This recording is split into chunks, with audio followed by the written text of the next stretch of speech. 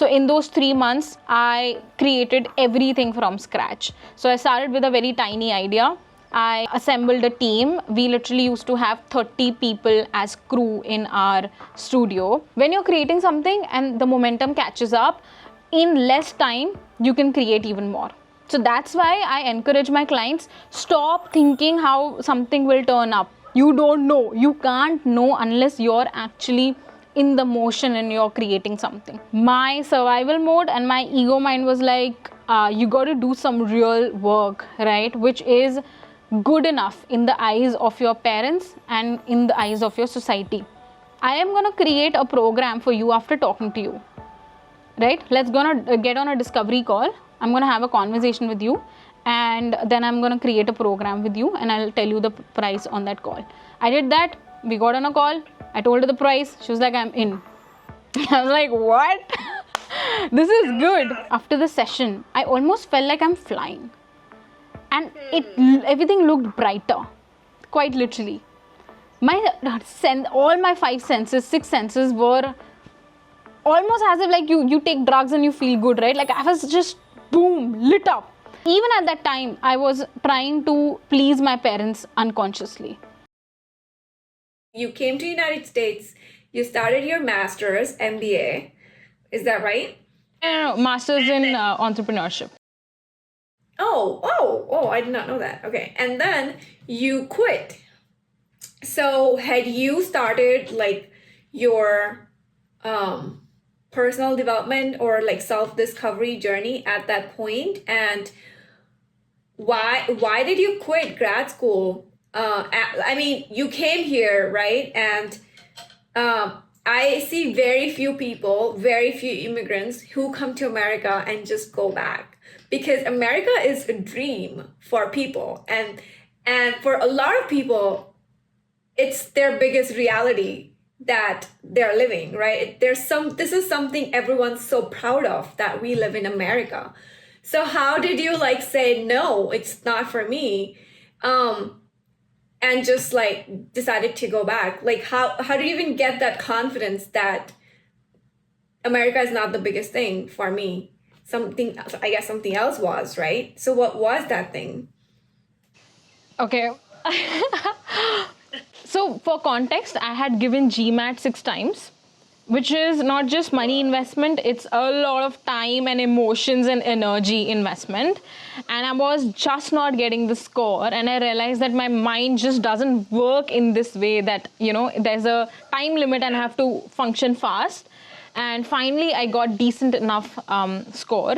And then I also realized in the process of applying and getting rejected by all of the colleges that I want something which is more flexible, which is more entrepreneurship oriented than study here, get a job oriented, right? And that's when I came across Babson, and I really liked their application process. The questions that they had asked, they were very like warm and we want to know you kind of questions. And I had filled maybe like 10 application forms before that, so I could see a clear difference, right? Even before I started my master's journey, I was sure of why I'm doing it. So for me, in my eyes, it wasn't a big thing that I want to be in US and I want to do this or that in US. US is the big thing. My fundamentals were clear that I am going there to learn so that my entrepreneurial journey is boosted. That was my underlying thing. And I had told myself this thing: if it works for me, if it is meant for me, great. If not, I'm going to drop it. I'm not going to force myself through it, because I'm already a chartered accountant. If I had to do something for a degree, I already have a degree. I'm not living my life anymore for a degree, right? I had that perspective already. Also, because you asked me a good question, I had been doing my own self-development and healing and inner transformation stuff for years by that time, right? So my perspective was already quite broader. And Right. yeah, when I started my college, it was really exciting for me, because chartered accountancy is a correspondence course. So whether you're in Agra or you're in Kerala, it doesn't matter till the time you're studying and appearing for your exams. Now, whether you're studying by yourself or you have joined any coaching course, online course, physical course, it doesn't matter. Right. You're the one who is deciding every element of your journey. And I did that for 6 years. And it suited me the most. I want that level of flexibility and openness in my life. So for the first 1 month, it was exciting for me to be like, oh, it's a proper institution. It has these cute libraries. It's so big, and the infrastructure was really nice. And being in a classroom with students, it was new. Like, I had done a lot of coachings in CA as well, because you got to attend coachings, right? Not just one, but like 3 for one subject, maybe sometimes, right? But it was a different environment. But the thing is, in 1 month, I got this very strong awareness from within that this is it. It's time to leave. And building your ability to have a strong intuition is different from the ability to actually listen to the awareness, to the intuition, and following it. So by that time, I had built this very strong muscle of my intuition being loud enough that I can hear it. But that was my time to learn that you also have to follow your intuition. If you don't, that's fine. You're going to learn a lesson from it, implement it next time. So I did not listen to my intuition. My ego was like, oh, we're here, we're going to rock it, blah, blah, blah, right? Also because I was finding the course, some subjects, quite easy because they were baby subjects as in comparison to chartered accountancy, right? Because in CA, you study on a very high level over there. It was still very easy for me to know stuff even without studying much. Not all these subjects, some subjects, right? Like accounting, finance, etc. And I learned that eventually that I was getting unhappier. My creative side wasn't getting all used up the way I was doing it right before grad school, right? I was creating my own stuff before, but there I wasn't able to do that. And having a very strict schedule, like you have to be in class by this time, you have to submit assignment by this time, go on meetings with it wasn't working for me. It wasn't my thing because I did not have any control over designing it myself. I had to follow a design set by someone else. And that was very new in my life because I never had a vision to be in such an environment in my life where I follow what someone else says. And that's why I never entered the whole job thingy, right? Because when I was doing my internship, in 3 months, I knew that I want to be in control of my time, my location, my work, and like how much I'm working, all of that. I get to decide, right? And that's why from the beginning of my career, I knew that I'll do my own thing. And I wasn't prepared for that. Like, obviously, when you're going to a college, that's what you do, right?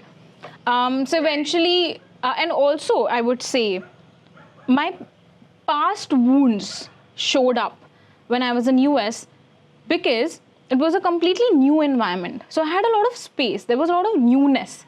The things that would distract you earlier from your wounds to come up, they were not there anymore, right? So that's why in new environments, like a lot of past shit comes up and it started coming up. My childhood, abuse, memories and whatnot, they started coming up.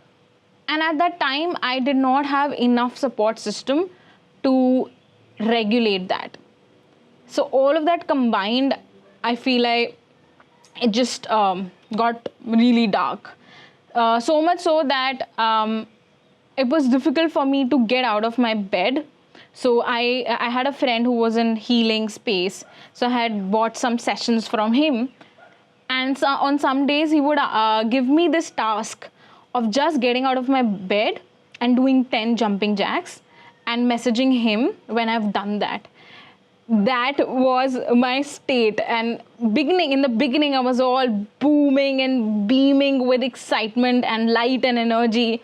And by the end of it, I was finding it difficult to even get out of my bed. And some days on some sessions, he would just ask me to smile for 30 seconds. I hated doing that because I had zero energy left.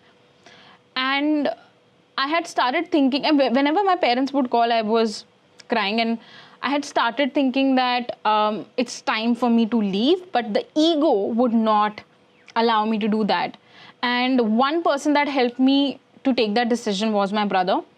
I expected my parents were like, yeah, just one semester is left, just do it. And I was talking to my brother, and he said, are you happy? And I was not expecting that question. I said, I am so not happy. He said, you have your answer.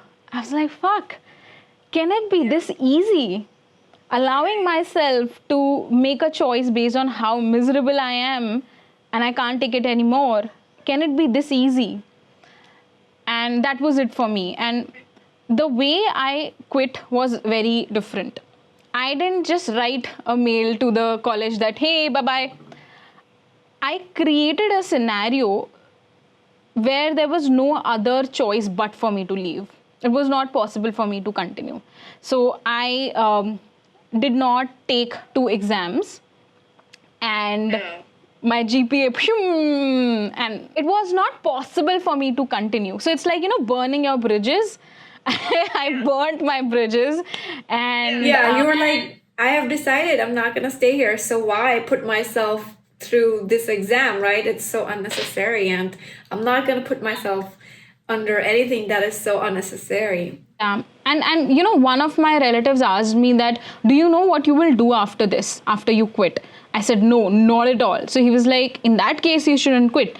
I said that just because I don't know what lies ahead, that's not a good enough reason for me to be miserable today. And I was at a state where I literally could not take another day of unhappiness there. I couldn't. Like, even one day was very difficult. I wasn't even considering one more semester. Even one more day was difficult. So also my biggest learning from this has been that it didn't have to be this bad for me to quit while my intuition was guiding me in the first month, right? And so it's like a price you pay to learn a lesson. So it's not necessarily a sob story. It's just a lesson that you learned. Sure. Yeah. So you can listen to your intuition earlier then, right? So, and you can develop a better muscle too. Exactly. Exactly. We're in the game of just muscle building for something or the other. Now, what that is for you, you got to see. You might be in the game of muscle building that I have to please my parents. It's unconscious behavior. You might be in the game of muscle building to listen to your intuition. So we're always building a muscle for something or the other. Right. Exactly. Right. Because we're all conditioned so differently and brought up in different environments, right? So I did have a question on what you said, something in between. You said that you had a lot more flexibility when you were working for yourself, right, before you started grad school. So was this like right after you became a CA? And how long did that last then? So like, did you just stop doing that work, and what that work was? So I had started making my own talk show, and I knew that I have 3 months before I leave for US. So I started from the scratch. I had no idea how a show is made. I had no idea how a team is made. What is my role? I had no idea how to host, how to produce, while I was the host and producer of my show. I had no idea about anything. And I knew the concept a little bit, but it got better and better. Like it got more specific as we went ahead. So in those 3 months, I created everything from scratch. So I started with a very tiny idea. I assembled a team. We literally used to have 30 people as crew in our studio. We had people from, I think, 8 cities all over India. We did most of our shooting in Delhi in our own studio with our backdrop. I had no idea how any of this is made. Who does this work? I don't know. What is the pricing, right? What is the benchmark of pricing? I had no idea. We had our own studio, a backdrop. I even had a politician on board. And no, that I shot after I came back. We did one show in Bangalore. We flew down. I flew my team also down. So yeah, before that, I had done all of this. So I had so much confidence in my ability that if I can do this, then the grad school, either it should match this energy or it should, like give me more. So, like, how did you get the inspiration to do a talk show, right? And then you only have 3 months. So, like, why did you start only for 3 months? Like if I know I only have 3 months, I would not start such an elaborated project, right? So, like, what were you thinking at that time? So I got this idea when I was actually studying for CA. And it's that moment where something amazing dawns upon you. So this idea dawned upon me when I was actually attending this tax program course, and then the teacher just said one line about himself, that I come from this place in Rajasthan where even to post a letter you have to go to another village. And I was like, fuck, how is this man doing so well in direct tax classes? He had just taken over the market, and he was actually teaching from Mumbai. His teaching system was very unique and new, and I was just so curious at, like, what's the A to B wala, like, what was the journey like? And that's when I realized that there's so many chartered accountants who are doing so well, but then what's their story? Do we know their story? Is someone covering that? And I did a pilot version of that. Then I started studying for masters, and I got into a grad school. And because I had just 3 months between grad school and getting accepted and going, I decided that I'm going to do a very light version, right? That's where I started from. And our standards just kept getting higher and higher. I remember I was sitting with my team and we were discussing that, you know what, let's put a circular logo behind. For that, you need a logo. Yeah. I love that logo, actually. It's really good. I love it. It's so good. Yeah.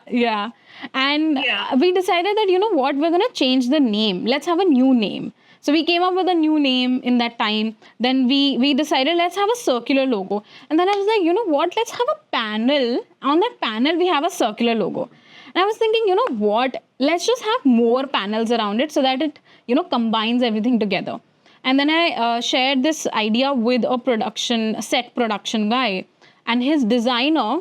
I actually also gave him more briefs. I was like, can you also make a floor? We can have a floor. And you know what? In that, we can have like 2 nice cushiony sofas. We can also have a center table and then something nice on the table.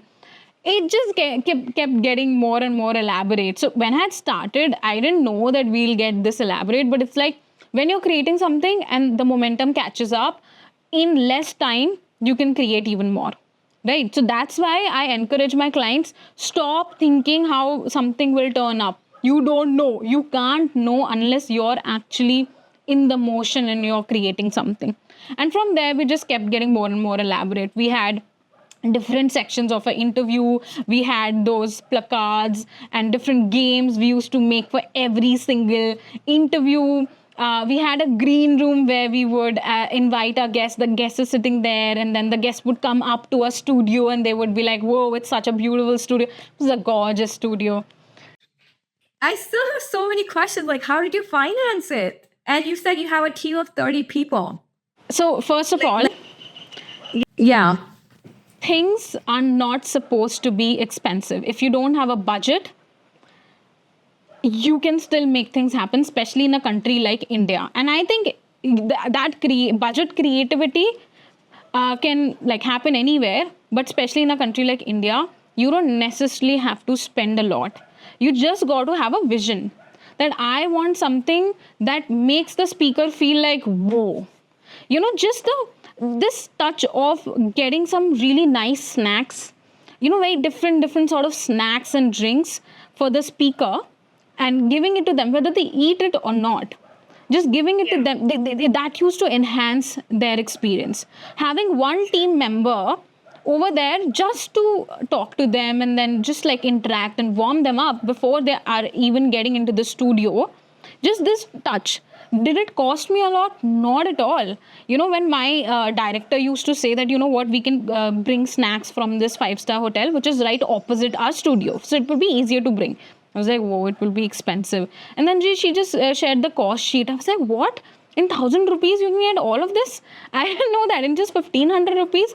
So it doesn't need to be too expensive if you're being elaborate, right? And with respect to financing, I took a loan from my father. So I wouldn't say that it is an option available to literally anyone and everyone. But I still feel that it's something, one thing can be done in many different ways, and especially at this point of time. Like, I feel doing studio recording is still a bit, traditional and purane zamane ka. I think now the technology is so elaborate that you can create we are right now, I am in Bali, you're in US, right? We are right now having a conversation, and we have, right now in front of me, I have 1, 2, 3, 4, at least 4 pieces of 5 pieces of tech involved in this, right? So you don't need a lot then if you want to create, right? Yeah. That's really good information. Yeah, I mean, I know a lot of creators actually do keep saying that a lot, that you don't need fancy equipment actually to get started or to create something. You just have to get started. And once you start making revenue, and once you start making money, you can then upgrade yourself. But that's not the factor responsible for your success, actually. For sure. And at that time, I think my negotiation skills came up. I didn't even know that I was this good at negotiating. And let me tell you something. When people are starting out just like you, they don't always need money. In fact, they care less about money, and they care more about different things which are of more value to them, like exposure. They can show you as a client, they can show you your portfolio, right? They're getting so much experience, because I didn't have experience myself, right?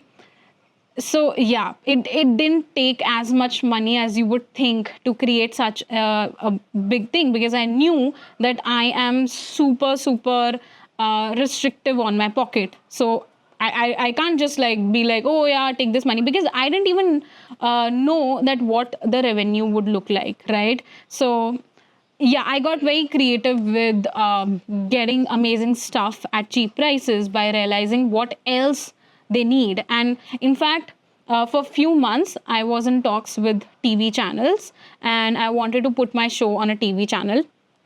Ego Mind was doing that. But still, during those months especially, I learned that I am just incredible at negotiation. I would bring down the price by 20 lakhs, by 30 lakhs, just by knowing one small piece of information, because I talked to someone, because I asked them a question, right? I talk to people who are putting stuff out there on TV, or they're sponsors of some TV shows, and asking them, what is the minimum price that a channel can go to? And the channel will actually give you a way higher price. And because I knew this piece of information, and because of pandemic, etc., I would just use all of that to make such a scenario where they're like, oh yeah, it's a no-brainer to give a good pricing to her. So, what happened to the show? Is it still on? We haven't released it. So I had a very rocky experience after the show was made. And this is quite literally the first time I'm talking about it, because not having launched it in a big, massive way and not having made a big, massive profit, I took it on my ego. And I took it on myself that I'm not good enough. If I can't, I said all of these things and I actually didn't make it happen. I'm not good enough. So we were confused if they actually copied us or it was their original idea. But after that, I went even further down, and it took a very big hit on my confidence, and I also explored with OTT. And OTT has a very different way of acquiring content. It's like you almost don't get any money if you're not huge already, right? If you don't have an audience base already, then you're just almost not getting any money from it. And my mind was fixed on this thing, that if I'm not getting a return on this show, what's the point? Because my mind was constantly fixed on getting a return means that I am good enough, right? So after processing this whole thing, I'm still processing it for a while. Now I am getting into a different perspective what this show is meant for. And that show that Netflix launched, which was a big hit, it was a game show. I think it was a Korean show. And there's this big doll. Game? Yeah. I know it was popular at the time. Yeah, it did really well. When it was made? I don't 2021 is what I'm seeing on the screen. Yeah, it was launched then. It was made 10 years back. Oh, wow. The ideation, everything happened 10 years back. After 10 years, it got out. And that gave me a little bit of different perspective. Just because I was told constantly, by my people, by strangers, you haven't released it yet, what are you doing, it doesn't work like that. So many point of views I used to expose myself to. In fact, there was this person who was making this OTT channel. It was a new channel. He started acting as my mentor because I let him, right? Because I thought, he knows about OTT, etc.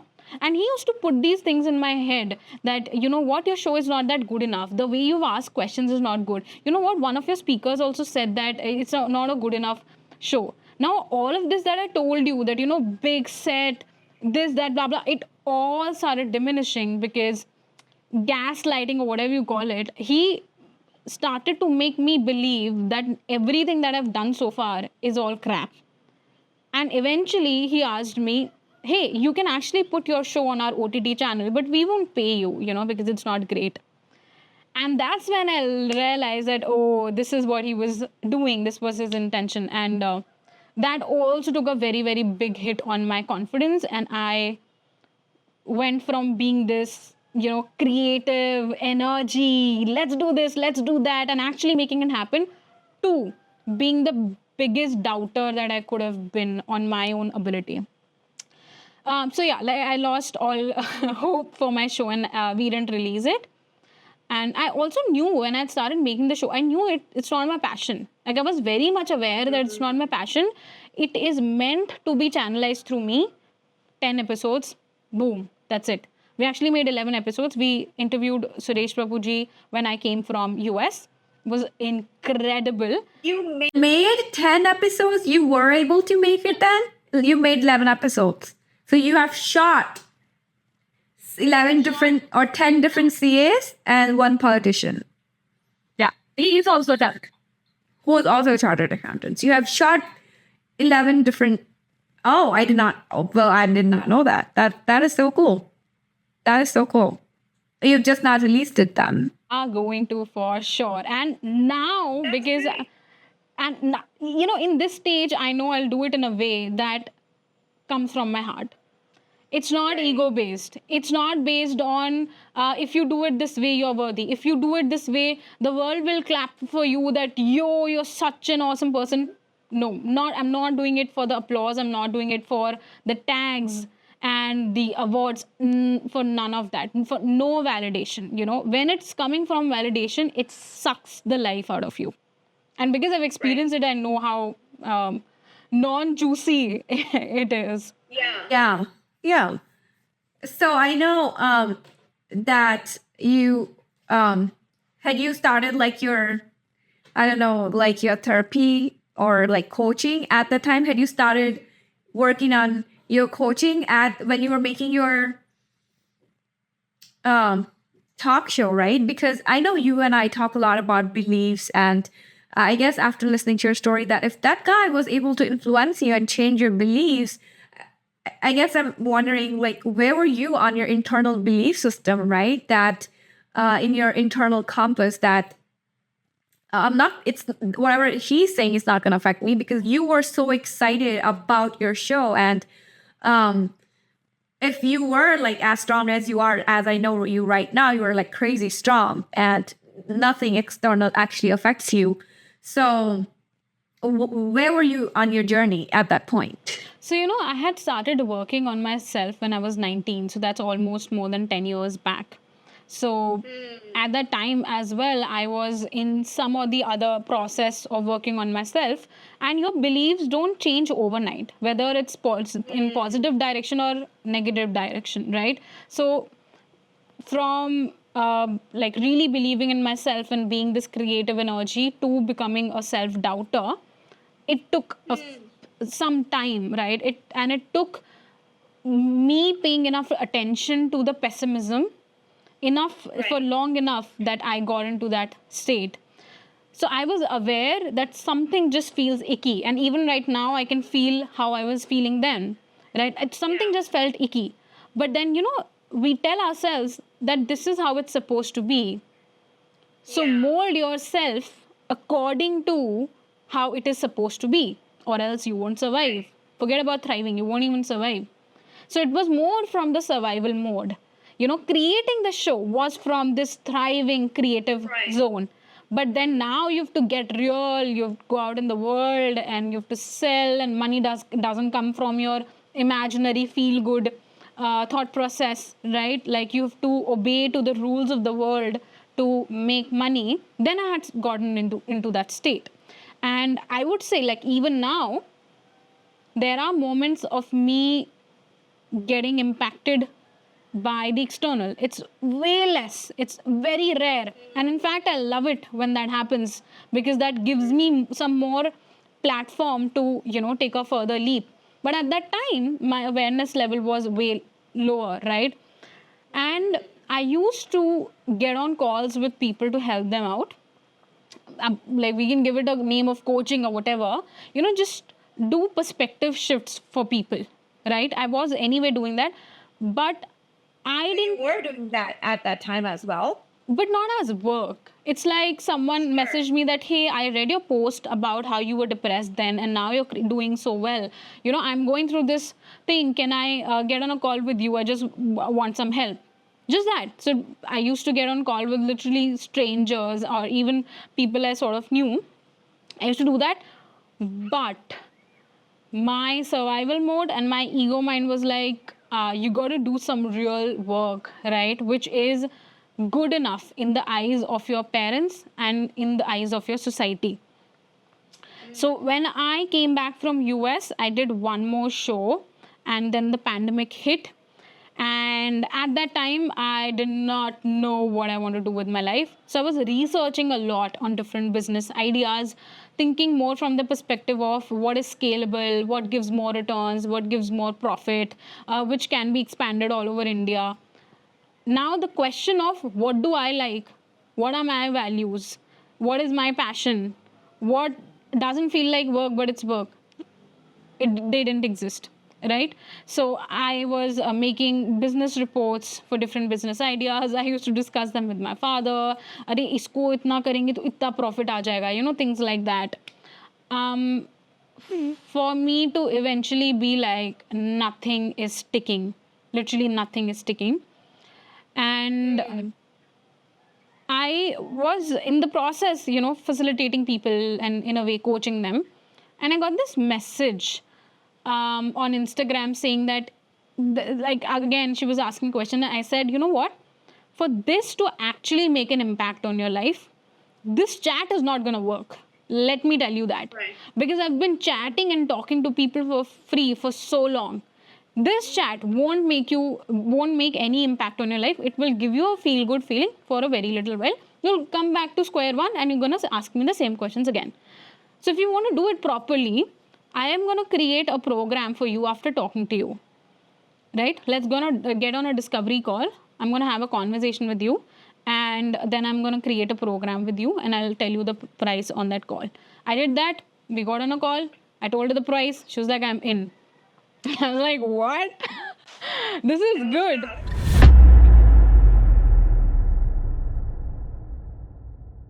People think that finding your passion means that you have entered into a tunnel of infinite light and joy and happiness. It wasn't like that, because then your doubts go even higher. If you are following your heart, you won't make money if you believe in either or world. People are looking at you and saying that, yo, don't go forward, stop. It's not going to give you results. Why? Because they're not moving themselves. People who are already in the game, they won't say that to you. And when you change your lens and you start asking for different things are going to show up in front of you. And they would be already in front of you. You will take more notice of them.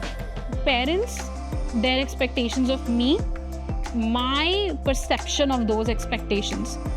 This was my biggest mental limitation. Wherever I want, this opportunity came my way. They wanted me to attend and speak at an event in Australia. As a coach, on first call, I know the entire blueprint. What your identity is right now, where it got shaped from, what needs to be changed, and what your future self looks like. I am able to see that in the first free discovery call.